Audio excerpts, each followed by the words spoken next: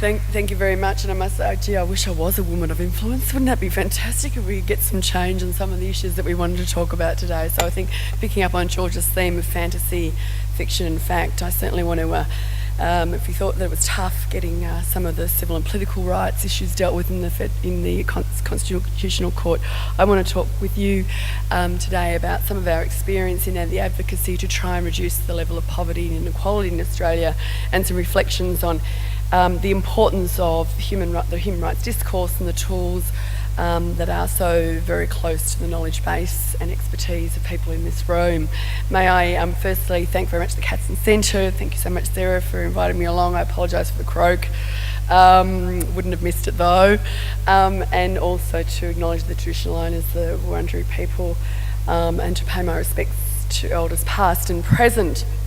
So Sarah predicted that we were going to have a pretty bad federal budget when she invited me along, and gee, thank you very much to the Treasurer, Mr Hockey, because he's given me plenty to talk about today. Fantastic. So certainly ACOSS, amongst with many others in the community, have expressed a deep concern about the way in which the federal budget, whilst the rhetoric of it in the lead up was that it was going to spread the burden, we were all going to share the love and the pain together, that quite clearly on the facts that it has fallen with a very serious and disproportionate impact on people who are vulnerable and low income in Australia. ACOSS, in the advocacy that in the lead up to this federal budget, we agreed also that we do have a budget challenge. Despite being one of the wealthiest countries in the world, we recognised that if we allowed the current policy settings to stay on track, we would, as the previous Treasurer, Mr Swan, experienced, really struggle to return any budget to surplus. But what is not often as well understood is that one of the reasons that we have this problem of an existing deficit is the fact that we've had 8 successive federal budgets deliver tax cuts, and that in fact the biggest problem on the budget analysis is on the revenue side. So I'm not going to talk about the tax base today, but I'm delighted to talk about that in other contexts. But it's obviously important when it comes to a human rights analysis about the extent to which within the maximum available resources we have the capacity to progressively realise people's human rights. And I think we can certainly bring some of the analysis to bear on that front in terms of what are the choices available to this national government. It's quite clear, therefore, that in the lead up to the federal budget, we had a lot of media focusing, and there was a lot of leaks to the press about the crisis we have in welfare. The lefters and the leaners' voice was out there well and truly, so we could see the writing on the wall. If you looked at the data, the truth is, in the Australian context, we are one of the lowest spending on our welfare system. We're the 3rd lowest in the OECD. And in fact, in the last decade, if you look at the various income support payments that are paid to people of working age, that we in fact have fewer people than we have had in real terms relying on income support. So people on the unemployment payment, single parents, people with disability, all of the real numbers on that are lower than they were a decade ago. The real growth areas in the federal budget are in the health budget and in the retirement income system, and as I say, on the other side, we've got the problem of the drop-off in revenue. However, I was very sparked again by Waleed's great analysis there about, in the end, about social power and who we're going to pick on, and the decisions that get made in the context of a cabinet analysis about how much skin for each policy bad news that is delivered. And so we certainly predicted that we would see a budget that would hit people on low income, single parents, people on the unemployment payment, people with disability, and there were no surprises to that extent. Did we predict exactly how far and in what detail the government would go? Probably not quite. I think the picking on young people was savager than we had actually predicted, and so certainly in the budget lock-up we were pretty cranky, and came out with a very clear message saying that we felt this budget was deeply divisive. It divided the community on both age, young people against old people, and certainly poorer people against the rich. So on the data, it shows you that in fact of the 37 billion that the budget delivered in terms of overall savings, 19 billion of that is from savings that are from payments and supports targeted particularly to people on low and modest incomes. 19 billion of it. And that only 5 billion of those overall savings, whether it's from rebates, direct payments, or through tax hikes, we can pay more tax. We're the fifth lowest in terms of the call on the tax pool in the OECD.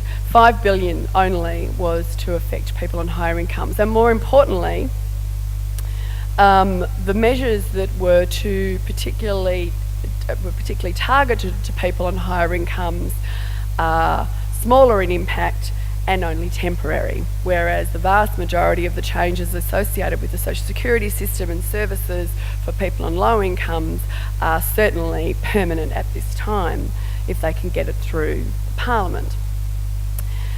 So the groups of people we identified: young people, people with disability, people on low incomes, people on the age pension, and single parents. And I want to particularly talk in the time that we've got available about the impact of the budget on single parents. We've got, overall we estimate that the changes to family payments, the changes to the indexation arrangements on the single parent payment, the abolition of the school kids bonus, the cuts to the family tax benefit Part B, we estimate, and on top of that, so they're the targeted measures. We've got the $7 co-payment for GPs, a capping of the childcare subsidy to parents who are on income support involved in childcare. And if you're confused by now, can you imagine if you were a single parent on budget night trying to get your head around this? There's no question that we estimate in some cases people will be between 10% to 20% worse off in terms of their income levels. So this is not new. It's not new. In fact, in terms of cuts, real cuts to the income support for single parents, certainly the big turnaround that occurred in the Australian context was in 2006 under the previous coalition government, when we had what was called the welfare to work policies. Always sounds good, doesn't it? Best form of welfare is a job. And as a feminist, I would certainly agree that opening up real job opportunities, economic security is a fabulous thing for the great women of Australia. However, what was done under the coalition government was the first tranche of moving single parents when a child turned a certain age from the single parenting payment down onto the unemployment payment. It began in 2006, and we were watching the impact of that. From the latest HILDA data, it's clear that the rise in child poverty has been severe since the introduction of those changes in 2006. So in the period 2005 to 2009, the rate of child poverty amongst single parent households was 4.8%. By the period 2007 to 2011, the rate overall, in terms of child poverty in the country, had gone from 4.8% to 7.8% of children living in poverty in Australia, which is a really significant increase in real terms. So some of you might remember that then after that, certainly the Labor government came under increasing pressure to look like economic managers of serious import and a great desire to return the budget to surplus. And that we promise that we will overall, for the great success of the nation, return us to surplus. So, on the lead up to the May 2012 budget, not unusually, as governments these days do, they feed stories to the media. And in the lead up to the May 2012 budget, sure enough, we got the story about the terrible single mother who was a drug addict and who was neglecting her children, and the crisis about not having access to employment and childcare. And we went, hello, here we go. We're going to get something in this budget that could be pretty nasty. And sure enough, on budget night, what was announced there was that the government was going to move the remaining single parents who were on the single parenting payment, who had been left there in 2006. So what happened in 2006 was the coalition government had said, in this changing of the eligibility down onto the New Start payment, they said we won't touch people already on the single parent payment, the grandfather group. But anybody, any single parent that comes along from now on, fits this category, they'll go on to the unemployment payment. So in 2012, on the very sensible, rational advice of Treasury said, well, it's not fair. We've got these two groups of single parents and really they're in the same situation. So what we'll do is we'll just get the group that are on the higher payment, which is $160 more than the unemployment payment, and move you down. So this group, $700 million in savings, 120,000 single parent families, woke up on budget night with the reality that they were going to lose between $60 and $120 per week. Bear in mind that the single rate of the unemployment payment is $37 a day. It's not a lot of money. The government introduced the Social Security Legislation Amendment, Fair Incentives to Work Bill. That's what it was called. This was about helping single mothers to get into paid work, even though the only thing that changed in that policy was the level of income. That was enacted on the 9th of October. It was enacted on 2012. And I was in Parliament on the day that it went through, and I was quite struck by the fact that very few of the parliamentarians in the end looked deeply concerned, and in fact as they crossed the floor to vote with it, there was a fair bit of laughter going on. And it was the same day that the Prime Minister Gillard gave her misogyny speech. So it was actually the same day.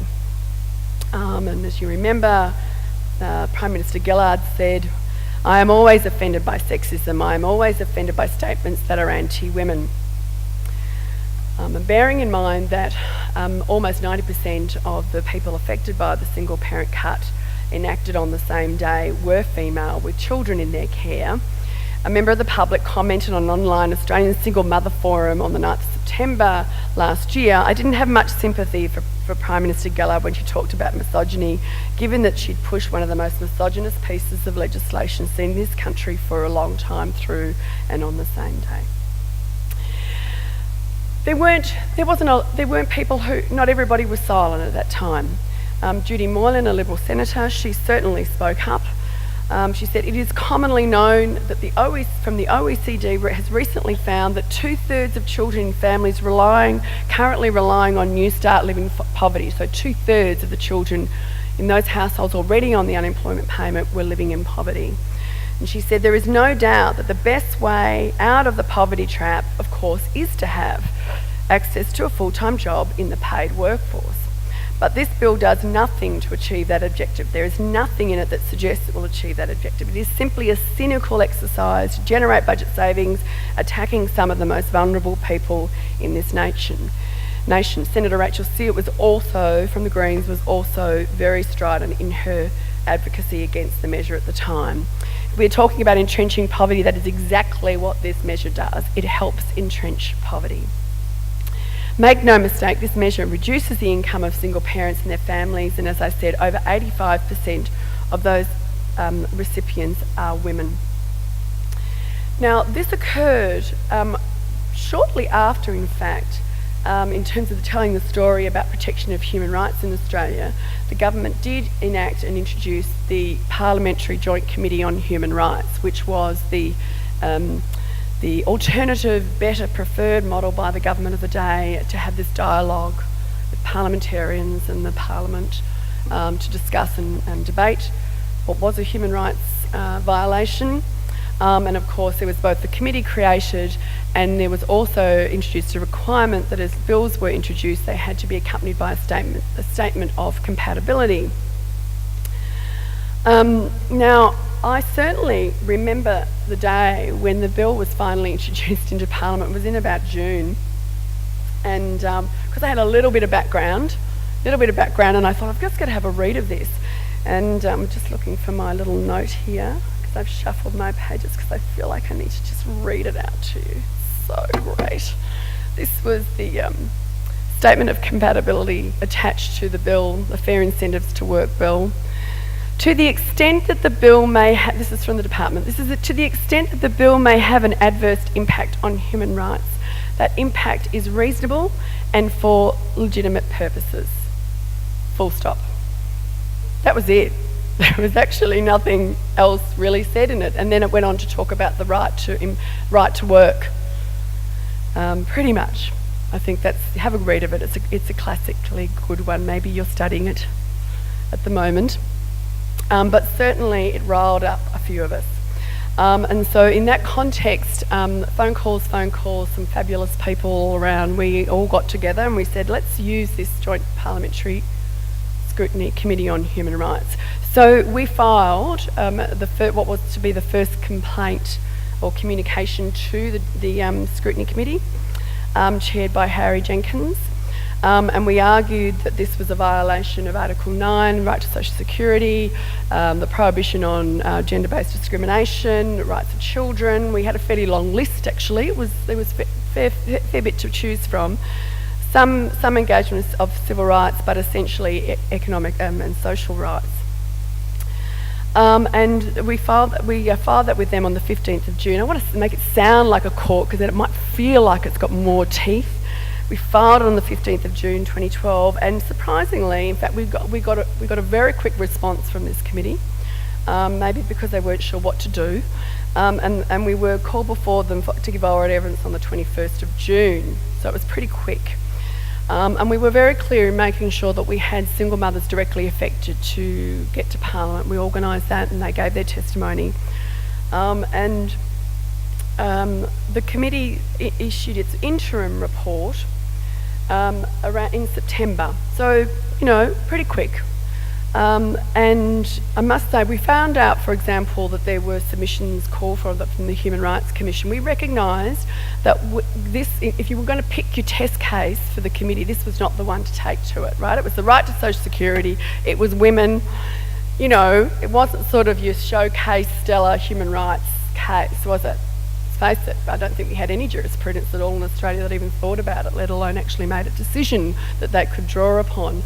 I think we were very fortunate in addition to having I think somebody like Harry Jenkins who understood good process. We also had Melissa Parks on that committee who knew her human rights law. I don't want to verbal Melissa, she was very, very professional at the time. But I certainly think that the interim report, which then actually, contrary to some of the advice that was given, I think, by the Human Rights Commission, which questioned whether or not this did engage human rights, given the context in which the bill was being proposed in light of a budget pressure, we were able to get a positive report from them. Of course, the same day, 5 minutes, thank you, the Prime Minister said, well, thanks very much, but we're going to do it anyway, which is what they did. I think we can be very sceptical about the use of these tools. There's more to the story. Certainly we wrote to the Special Rapporteur on Extreme Poverty and Human Rights a few days before the bill was enacted, and the Special Rapporteur wrote very quickly, within a week, which is pretty good in UN terms, expressing concern in asking the government to answer questions, and to this day the federal government has not responded. But I don't want you to be depressed by that, because what has been very important, and I would love a social researcher to take this up and do a good PhD on it, because we don't really know, but our sense is that this engaging around the standards of human rights and the level of affirmation that came from the experts on human rights mattered, and it mattered to single parents.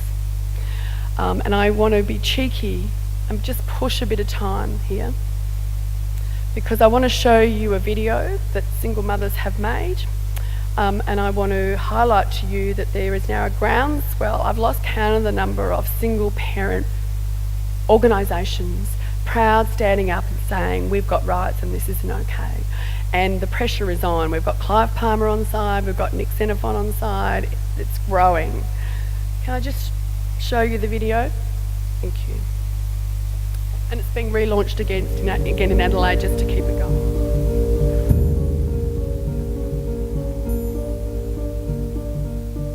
Even though you were told, I don't think you realised the significance of it till it happened. So as from the 1st of January, bang, your money just went. As of 1st of January, I would be $176 less off.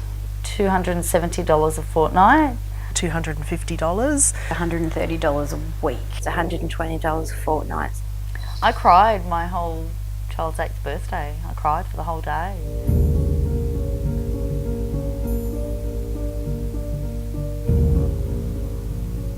I don't usually raise my voice and cry in Centrelink, but on the day after my son's birthday, I did, and I'm glad the police weren't called.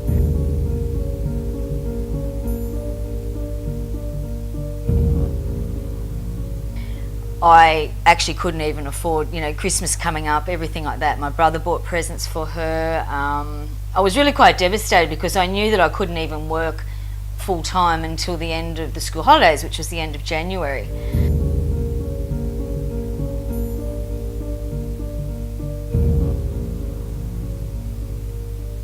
A bit low, you're on this low status. I'm angry about it. I'm angry about it because what they're doing is they're breeding the poor. And I think on the world scale, we've been condemned by the UN.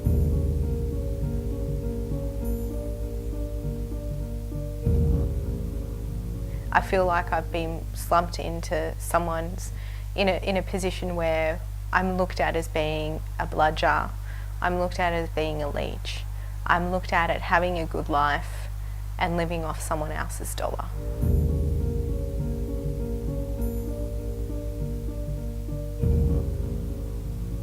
Because with New Start, I couldn't. There just wasn't enough for Wasn't rent, enough. bills, groceries, Yes, poor boys. wasn't enough. By myself, I have to go to school to learn English. Weekend, I go to clean people's house to get extra money, and then I will fulfill my children's need.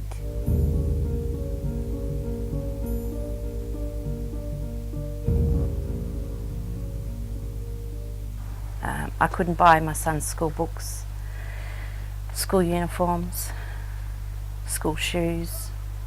My youngest son here, Ewan, is cystic fibrosis, and I have him swimming twice a week. I've cut that down to one, and it's really hard. You have to tell people about your financial situation, which is really hard, to be able to get behind and let them understand that you will pay it, and can be quite demoralising. So he's going to gymnastics. We can't do that now, and it was only $14 every Saturday. So now we're lucky to have $2 left after rent and grocery shopping, and $20 petrol is paid out of the New Start. He's seen me crying, and he's seen me totally lose my shit. There might be a school excursion form, a levy form that's been kept in their school bag or hidden. They don't want to stress me out with the burden and the stresses of having to send them to these activities.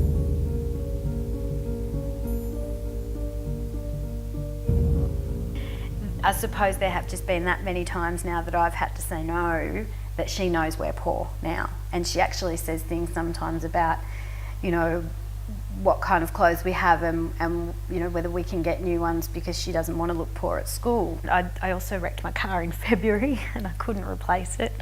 I just didn't have the capacity to do that, so we're still without a car, which made winter in Melbourne very interesting, getting to and from school. Sometimes I run out of washing powder, it's that basic.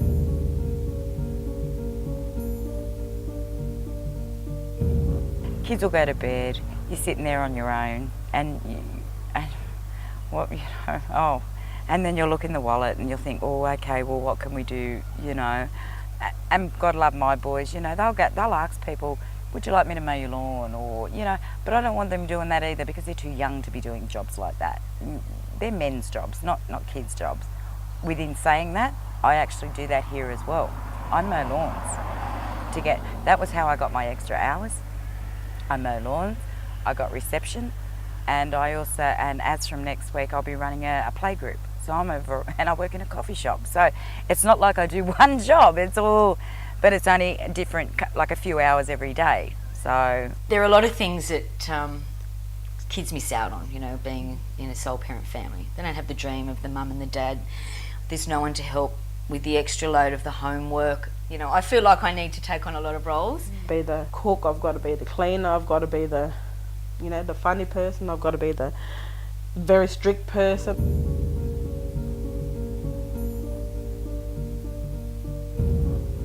Oh, Mum, I want this. Oh, Mum, I want that. I can't buy that. I don't have enough money. Do you want to eat tonight? You know, we are all different. I fight. Now I study. I got a job. Life is getting better. What about others who are not strong? Yeah. Being a single mum, I don't have many people to rely on. It's just basically me and my children. I don't ask Salvation Army, I don't ask St. Vinny's, I don't ask any of them for any help. I make sure all my money that I get from Centrelink is to provide for the care of my children. See, I've been getting very tired lately, and I try to pick up the books, and I think there's something wrong with me. I've just got to get a little bit better, and I realise it's probably the stress that's making me just as tired.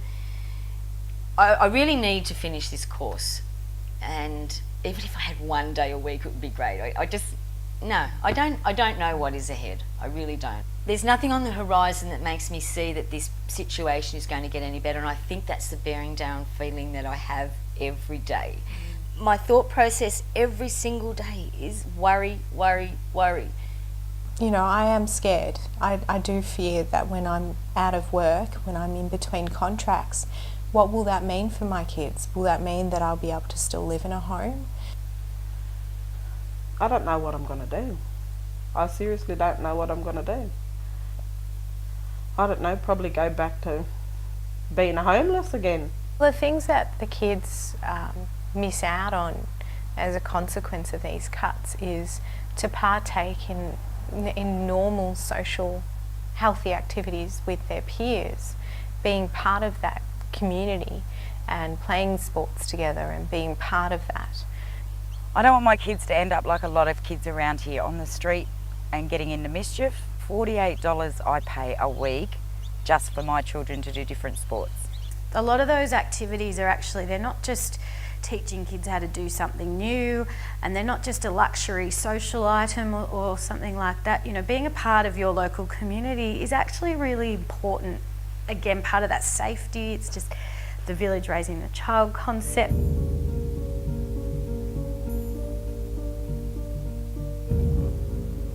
Bullying, racism, there's a lot of it around here. What about depression? Do you think there's that in the mix? Yes, because there's a lot of our kids hurting themselves, cutting, some of them trying to commit suicide. Depends whether you get to them in time. The money they do get, they haven't got enough to do what they want.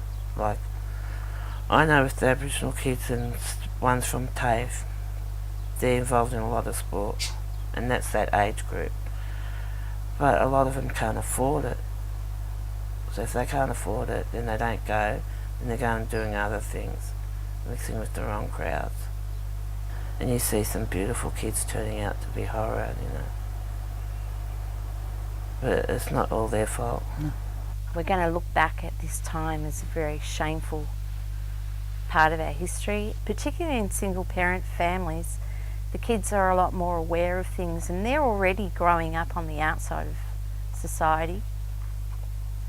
So to then make it even where they actually physically look like they're on the out, you know, look poor, I think it's disgusting.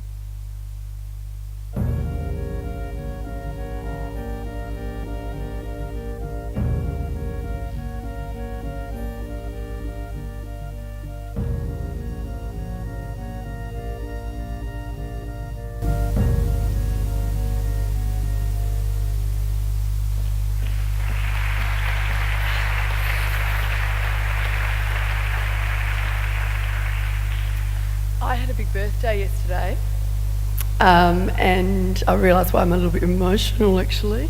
a little bit emotional because 50 years ago, 1964, I might tell this story a couple of times, I think I might share it today. I have two mums, the mum that brought me up and the birth mum who gave me away. And she gave me away in 1964 because there wasn't a single parent payment. That took 1964 for us to get there. And then Bob Hawke did some serious work on trying to reduce child poverty more, and he invested in the family payment system and made it indexed to wages, and he seriously reduced the rate of child poverty through his prime ministership by a third. I don't think this is the kind of future that we want, and I think that what I want to put out here to conclude is, first of all, an observation about to what extent should be doing more to condemn the way in which governments have absolutely ignored the human rights mechanisms that they have put in place. And secondly, with a whole lot of new bills being forced through Parliament, maybe, we'll see, to what extent we might again do a little bit of human rights advocacy on the global stage. I was thinking, gee, we should do some more of that. All right, thank you.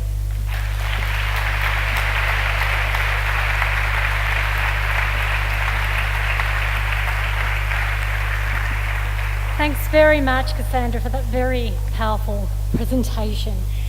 We have about 12 minutes for questions if we want to get some food into us before the after lunch sessions. So if you have questions for either of our speakers, hurry up and ask them.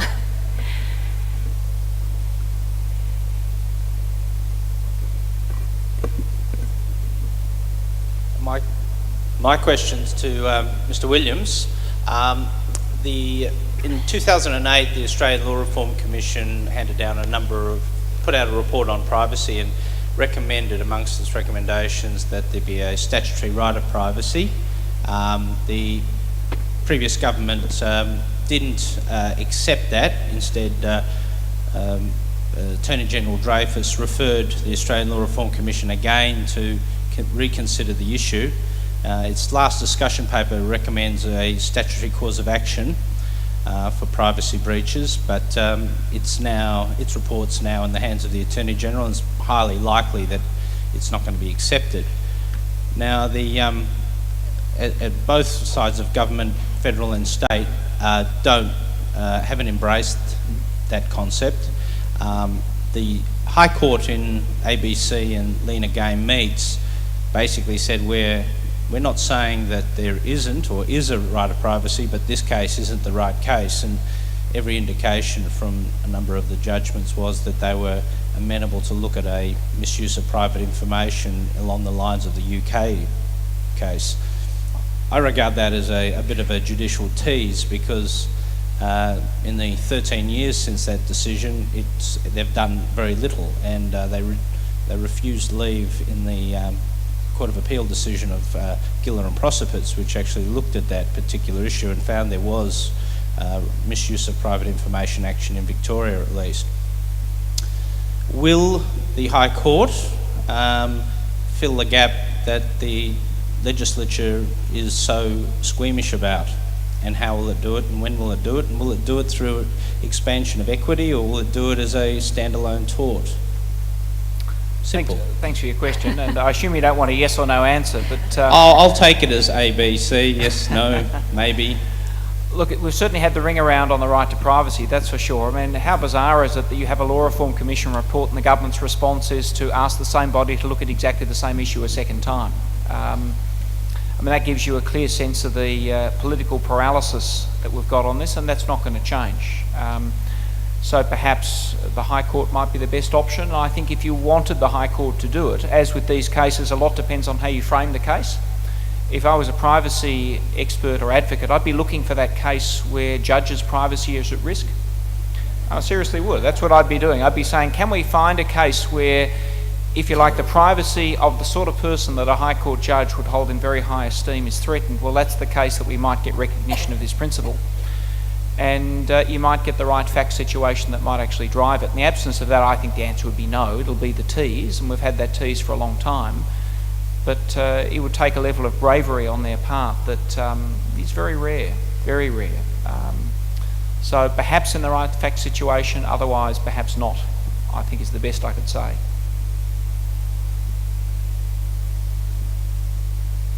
There towards the back in the middle, you have a question?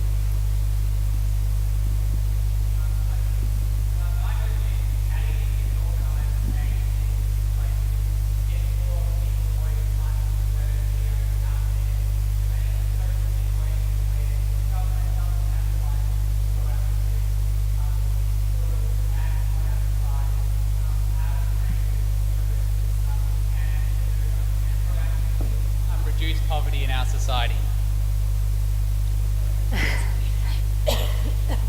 I think it's probably partly about recognising, as I think in some ways, well, Ed's presentation is complementary in highlighting that whatever institutional arrangements you have and legal systems you have, they operate in relation to the way they impact on the power dynamics in society.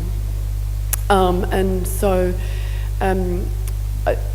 it is therefore important for us to think about to what extent those of us who are already have some access to power.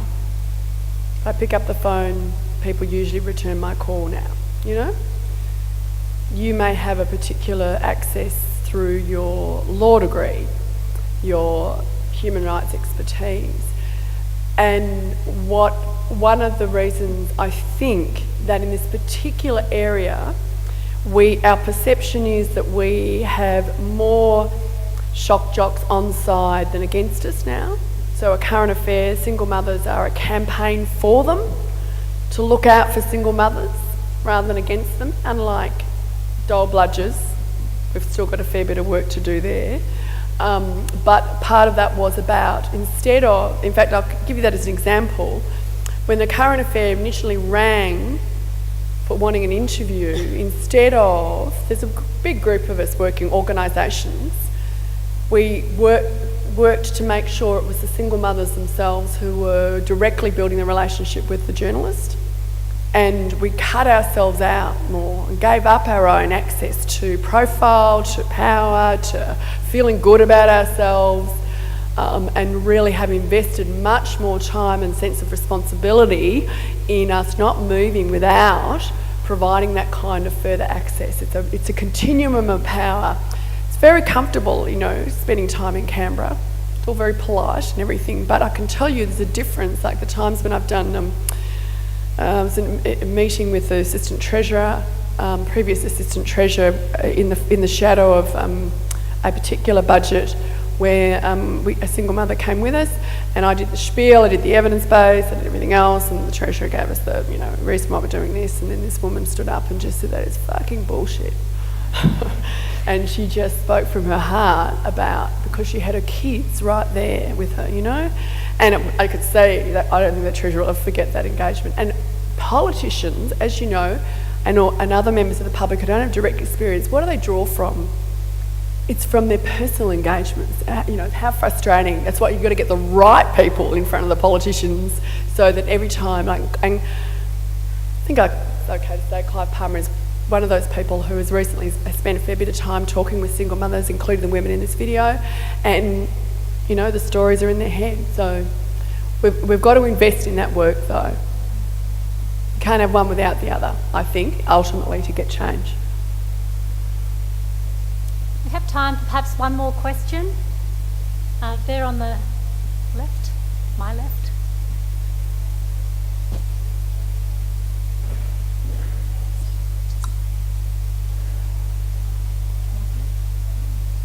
We can't quite hear. You might want to wait for the mic.